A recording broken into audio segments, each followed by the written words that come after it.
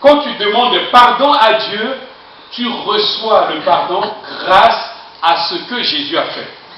Jésus a été puni pour que toi, tu sois pardonné. C'est pourquoi quand tu demandes pardon à Jésus, crois qu'il t'a déjà pardonné. Ne traîne pas inutilement la culpabilité parce que Jésus est mort et il te pardonne. Jésus a été blessé, je vais parler dans les détails, demain je reviens encore dessus. Jésus a été blessé à la croix, ses meurtrissures, les plaies qu'il a eues, afin que toi, tu puisses être guéri aujourd'hui. D'accord? Amen. Il faut que tu saisisses ça, tu gardes ça dans ton cœur. Un deuxième point, en attendant que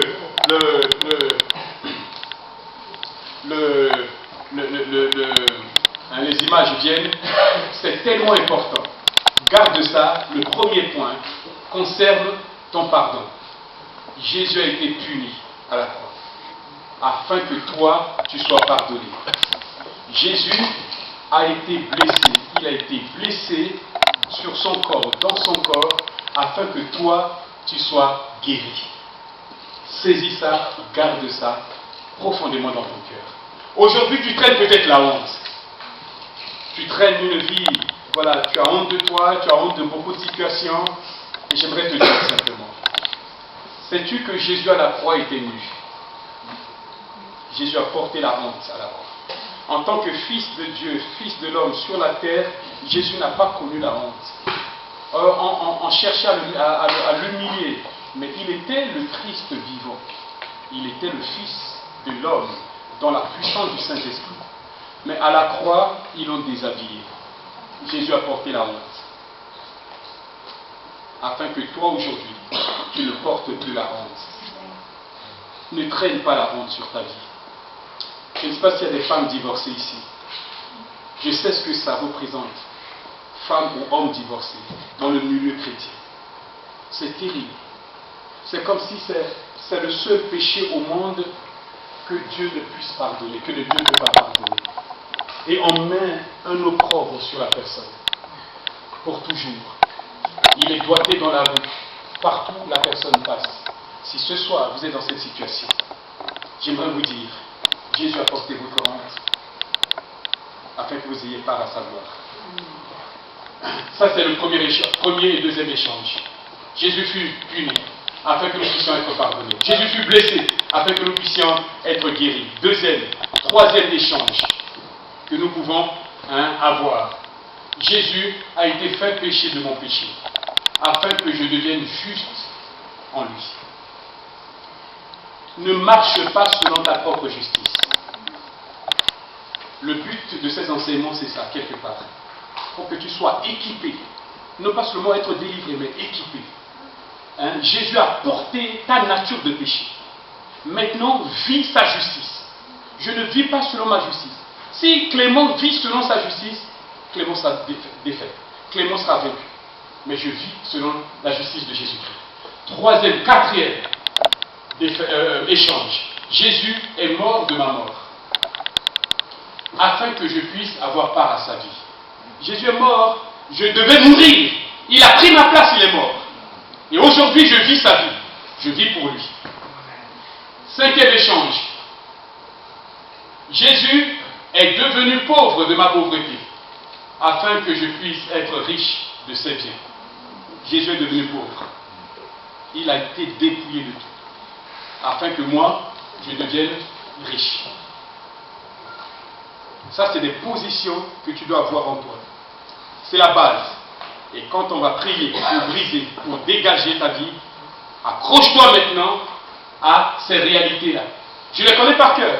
Parce qu'à force de prier par rapport à ça, je les ai intégrés. Et c'est pourquoi je vous ai dit tout à l'heure, il y a certaines paroles, certains mots, je ne les prononcerai jamais de ma bouche. Sixième et septième échange, Jésus a porté ma honte, comme je l'ai dit tout à l'heure, afin que je partage sa gloire. Huitième, toi qui connais le rejet, qui est constamment en train de dire, mais lui on me rejette partout. Tu peux continuer comme ça toute ta vie, ça ne changera pas. Mais si par la foi, tu te greffes à Jésus, qui a connu le rejet. Et le rejet le plus terrible, c'est le rejet de son propre Père. Le Père l'a rejeté. Le Père s'est détourné de lui. Eh bien, toi, tu peux maintenant accepter, rentrer dans son acceptation. Tu es maintenant fils, tu es maintenant fille. Et dernière, c'est ce que nous allons vivre pendant ce week-end. Jésus a été fait malédiction pour toi. Il a été fait malédiction pour moi. Afin que maintenant, je puisse recevoir la bénédiction. Je peux recevoir la bénédiction. Je peux vivre la bénédiction. Et je veux vous dire, bien aimé, et je vais finir par là très rapidement. Je vais vous dire, un des signes de bénédiction sur ta vie, c'est quand tu es en bonne santé. Amen. On ne rend pas grâce à Dieu assez pour la santé. Mais quand il y a un frère, une sœur qui traverse un moment difficile au niveau de sa santé, là, cette personne peut comprendre. Oui, quand je suis debout, je peux dire Seigneur, je te remercie pour la bonne santé que tu me donnes. Bien aimé, je vais finir maintenant en vous montrant comment nous allons procéder. C'est l'autre, pardon, tu peux changer, comment nous allons procéder. Vous savez, bien aimé, les malédictions viennent de trois sortes. Dieu peut envoyer une malédiction sur quelqu'un. Tu me dis, oh, c'est pas possible. Oui. Bibliquement, Dieu peut envoyer une malédiction sur quelqu'un.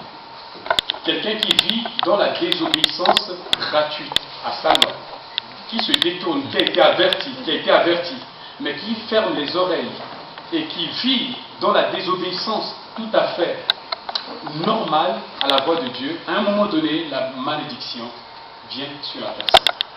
Ça, c'est Dieu qui envoie. Le diable peut nous attaquer. Le diable peut maudire. S'il y a un terrain légal, un droit légal qu'il a de nous toucher, il peut nous toucher. Parce qu'il est dit que la malédiction sans cause n'a pas d'effet. Vous connaissez ce passage, hein? Nous y reviendrons demain. Mais s'il y a un droit que le diable a pour nous toucher, il peut nous toucher. Et même parfois, le diable ou ses agents, ils peuvent chercher à nous atteindre alors qu'il n'y a absolument rien. Il n'y a pas de terrain légal. Il n'y a pas de droit sur notre vie. Là, c'est la malédiction la plus facile à briser. Là, on prend autorité au nom de Jésus, on dégage ça dans notre vie. Toute malédiction, suivez-moi bien, on va vers la fin, toute malédiction a derrière caché un démon qui est là, qui veille à l'accomplissement de cette malédiction. D'accord? Suivez-moi bien. Quand nous commandons, nous brisons la malédiction, ce n'est pas suffisant. Tu brises la malédiction, dans le ciel, il y a un effet, la malédiction est brisée. Mais il faut la sentinelle, le gardien de l'exécution de la malédiction, qui est ce démon qui était là, il faut que ce démon soit chassé. D'accord? Donc il y a deux choses. Tu brises la malédiction et tu chasses le démon. Toujours. Donc, nous allons rapidement donc voir cela, et puis donc je m'arrête. Hein? C'est très important. Quand la malédiction vient de Dieu, suivez-moi bien, bien aimé. Quand vous avez fait quelque chose, vos ancêtres ont pratiqué la sorcellerie, etc., et tout, ils ont fait quelque chose qui ont déshonoré le nom du Seigneur. Premièrement, il faut d'abord la repentance. Il faut d'abord la repentance. Prenez du temps pour vous repentir devant Dieu. Et j'aimerais pas, bien aimé, que nous venions à ces soirées en regardant nos montres. Vous risquez de perdre la bénédiction de Dieu. S'il vous plaît.